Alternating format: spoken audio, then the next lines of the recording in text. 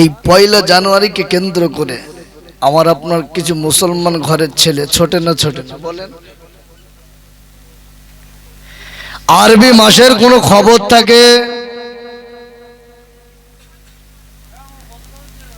এই যে পয়লা জানুয়ারি, ইসলাম এটাকে আপনি যে পালন করবে, ইসলাম এটাকে বৈধ করেনি। কথা বুঝতে পারছেন? আমার আপনার ঘরের ছেলেগুলো রাস্তা দিয়ে একটা ছোট গাড়ি ভাড়া করে দু চারটে বস তুলে গান শুনতে শুনতে যাচ্ছে। বলেন, রাস্তার আশেপাশে কবর থাকে কি থাকে না? মসজিদ থাকে কি থাকে না? ভালো ব্যক্তিরা নামাজ কালাম পড়ে কি পড়ে না? ওর কোনো জ্ঞান আছে? এক কথা বলেন, আমার আব্বা, আমার আম্মা, আমার আত্মীয় স্বজন তো কবরে আছে, নেই না নেই? বাড়ির থেকে অনেক বাপ আরো টাকা দিচ্ছে, যা পিকনিক করে আয়, আছে না নেই?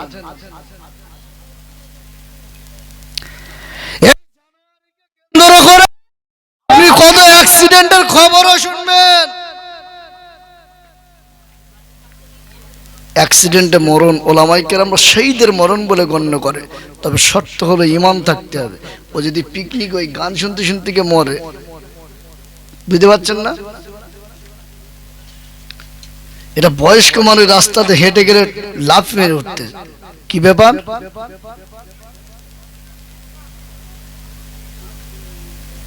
ফিরে আসেন আমার যুবকেরা। আমি দেখেছি গ্রাম থেকে গাড়ি ছাড়বে, পিকনিক করতে যাবে,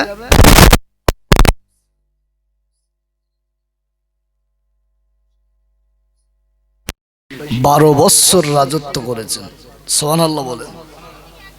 হুজুরের রাজত্বকালের ইতিহাস আজও ইতিহাসে স্বর্ণাক্ষরে লেখা।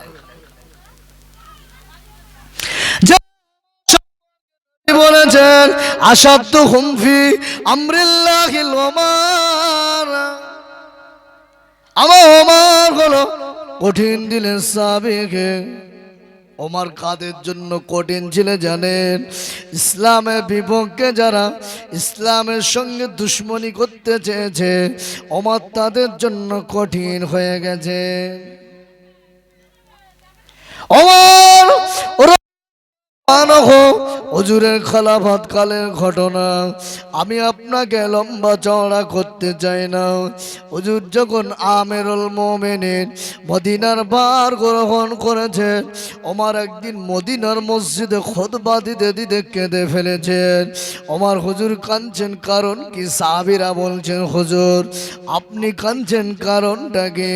ওমর হুজুর বললেন, আমি ওমর মদিনার রাষ্ট্রপতি থাকাকালীনে, আমি ওমর রাষ্ট্রের দায়িত্ব থাকাকালীনে একটা কুকুরের বাচ্চা যদি না খেয়ে মারা যায়, আল্লাহ যদি আমি ওমরকে জিজ্ঞাসা করেন, আমি ওমর ময়দানে মাশারে কি জবাব দেব?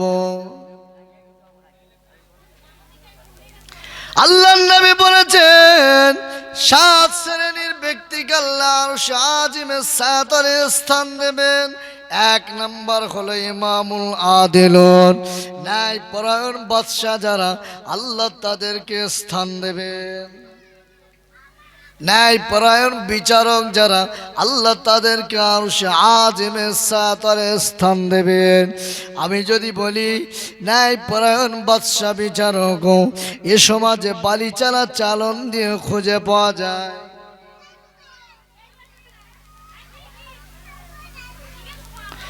ওমর রাদিয়াল্লাহু আনহু হুজুর একদিন রাষ্ট্রের কাজ করছেন ঘরেতে বসে, রাষ্ট্রের মোমবাতি জ্বালিয়ে।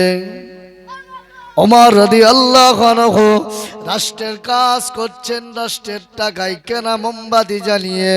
ওমর হুজুরের 2 জন পার্সোনাল মেহমান ওমর হুজুরের হুজরাতে এসেছেন। ওমর রাদিয়াল্লাহু আনহু সঙ্গে সঙ্গে ওই মোমবাতিটা নিভিয়ে দিয়েছেন, দিয়ে হুজুর আর একটা মোমবাতি জ্বালিয়েছেন। মেহমানরা প্রশ্ন করছেন, ও আমিরুল মুমিনিন আপনি একটা মোমবাতি নিভিয়ে আরেকটা মোমবাতি কেন জ্বালিয়েছেন? ওমর হুজুর বললেন, ও আমার মেহমান সাহেবেরা, আমি ওমর বলি, আগে যে মোমবাতিটা জ্বালাচ্ছিলাম ওই মোমবাতিটা আমি ওমরের টাকায় কেনা নয়, ওই মোমবাতিটা হলো রাষ্ট্রের টাকায় কেনা। আমি ওমর রাষ্ট্রের কাজ করছিলাম, তাই রাষ্ট্রের টাকায় কেনা মোমবাতি জ্বালিয়েছিলাম। তোমরা আমার পার্সোনাল মেহমান, আমার ঘরেতে এসেছ, আমি ওমর রাষ্ট্রের টাকায় কেনা মোমবাতি দিয়ে তোমাদের আলো দিতে পারি নাই, তাই রাষ্ট্রের মোমবাতিটা নিভিয়ে আমি ওমরের টাকায় কেনা মোমবাতি জ্বালিয়েছি।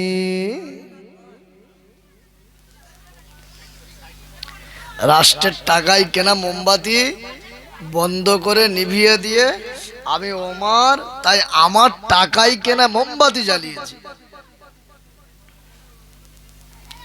আমাদের বাচ্চারা কান্না করলে আমরা একটু ভূতের ভয়, এর ভয়, পাগলের ভয় দেখাই। মদিনার বাচ্চারা কান্না করলে তারা ওমরের ভয় দেখাতো। বুঝতে পারছেন? একদিন মদিনার একটা যুবতী নারী ঘোড়ায় চড়ে চলেছেন রাতের বেলাতে। ওমর রাদিয়াল্লাহু আনহু হুজুর আমার ওই মহিলাটাকে জিজ্ঞাসা করছেন, হে মা মহিলা, ও মদিনার সুন্দরী রমণীকে ঘোড়ার পিঠে চড়ে রাতের বেলা কোথায় চলেছেন? তোমার কি একটু ভয় লাগে নাই, ডর লাগে নাই? ওমর রাদিয়াল্লাহু আনহুকে চিনতে না পেরে ওই মহিলাটি জবাব দিচ্ছেন, কে আপনি? চিনি না, জানি না, ও আগন্তুক ব্যক্তি। আমার মনে হয় আপনি আমার সঙ্গে কথা বলার দুঃসাহস দেখিয়েছেন। আমার মনে হচ্ছে ওমর হুজুর এই সময় খলাফতে নাই, ওমর এই সময় মদিনার রাষ্ট্রের দায়িত্বতে নাই, অন্যথায় আপনি নিজেই হলো আমিরুল মুমিনিন। একটা বাচ্চা কাঁদলে ওমরের ভয় দেখাতো, একটা মদিনার রমণী রাতে চলছেন জিজ্ঞাসা করছেন, তাই বলছে একজন নারী পুরুষে আপনি আমাকে জিজ্ঞাসা করছেন, আমার মনে হচ্ছে ওমর হুজুর খলিফার পদে নাই, আর যদি থেকে থাকে আপনি নিশ্চিত ওমর। রাতের বেলায় ঘুরে ঘুরে ঘুরে ঘুরে ওমর দেখেন কার বাড়ি খাওয়া হচ্ছে, কার বাড়ি খাওয়া হয় না, কে কোন অবস্থাতে আছে। বুঝতে পারছেন? এক রাতে ঘোরাঘুরি করছেন, দূরে দাঁড়িয়ে দেখছেন, দূরের দিকে তাকিয়ে দেখছেন, না না মিটমিট করে একটা আলো জ্বলে।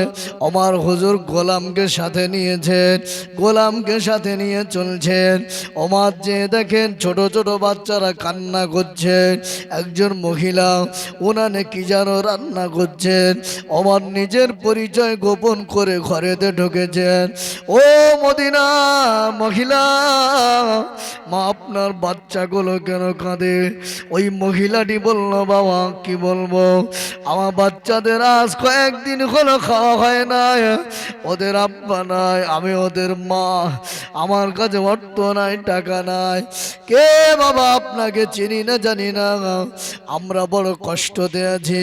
ওমর রাদিয়াল্লাহু আনহু গোলামকে বলল, অপেক্ষা করো, চলো আর দেরি করা যাবে না। মদিনাতে যে বাইতুল ফান্ড থেকে আমি আটার বস্তাটা নেব। গোলামটার নাম ছিল আসলাম। এই আসলাম, আমি ওমরের কাঁধেতে আটার বস্তাটা তুলে দাও।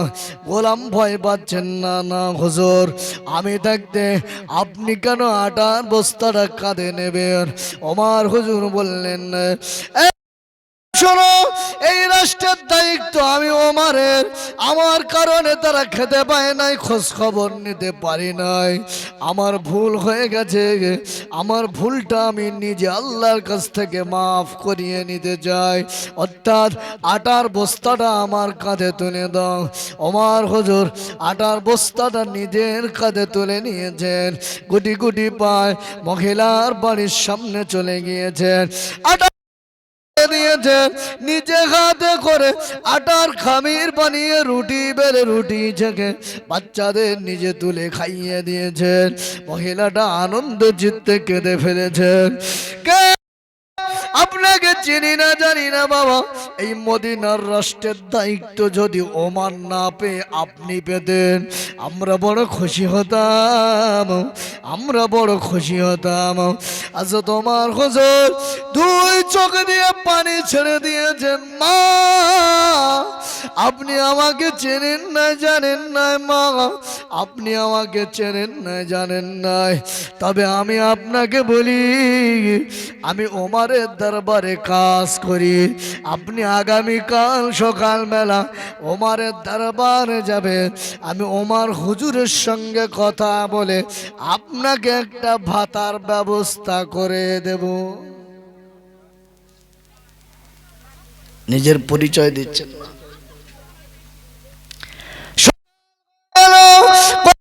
মদিনার রমণীটা দুটো খাবার আশায় ওমর হুজুরের দরবারে গিয়েছে।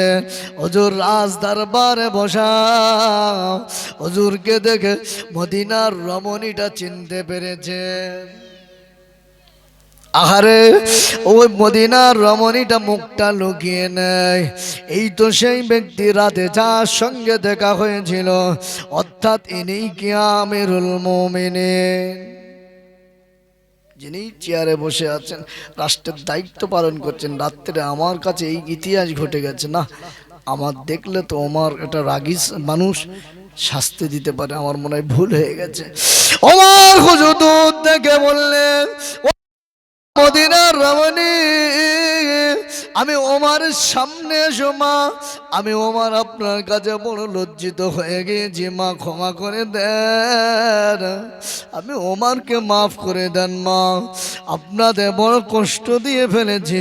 আমার আল্লাহ যদি আমাকে জিজ্ঞাসা করে আমি ওমর আল্লাহর কাছে কি জবাব দিয়ে করবো মা, আমি ওমরকে কি আপনি ক্ষমা করে দিয়েছেন, মাফ করে দিয়েছেন।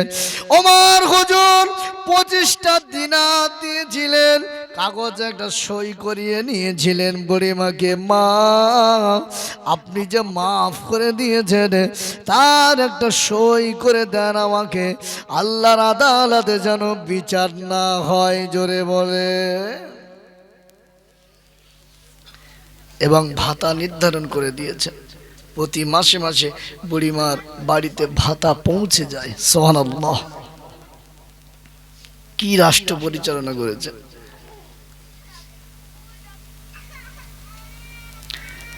আমার আপনার সমাজ, আমার আপনার বর্তমান পরিস্থিতি কিভাবে চলছে বলেন।